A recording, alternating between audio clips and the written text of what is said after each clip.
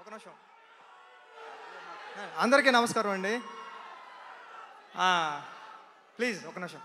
అంటే నేను ఎక్కడి నుంచి మొదలుపెట్టినా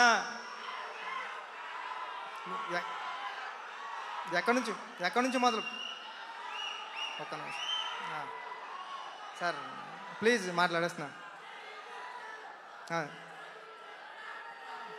అందరికీ నమస్కారం అండి.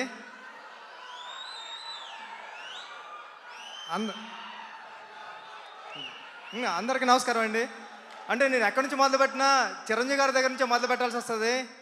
నా ఫస్ట్ మూవీ ఉప్పిన దగ్గర నుంచి మొదలు పెడితే అంటే చిరంజీవి గారు లేకపోతే ఈ నా ప్రయాణం లేదు.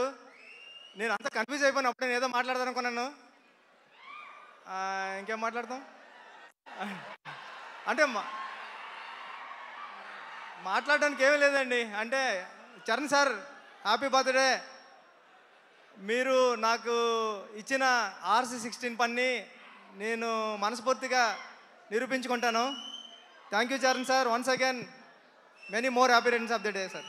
మొత్తం అంతా కన్ఫ్యూజ్ అయిపోయాను నేను, ఇంకేం మాట్లాడలేను. రావు గారు సార్, మిమ్మల్ని ఎక్కువ కన్ఫ్యూజ్ చేయము. ఒక్క క్వశ్చన్. అంటే లీక్స్ ఇవ్వడానికి చిరంజీవి గారు ఎలాగో లేరు కాబట్టి బుచ్చిబాబు గారు ఏదైనా లీక్ చేస్తారా ఈ సినిమా గురించి? ప్లీజ్ ఒక్క విషయం. అంటే నిజంగా 3 సాంగ్స్ అయిపోయాయండి సినిమాలో.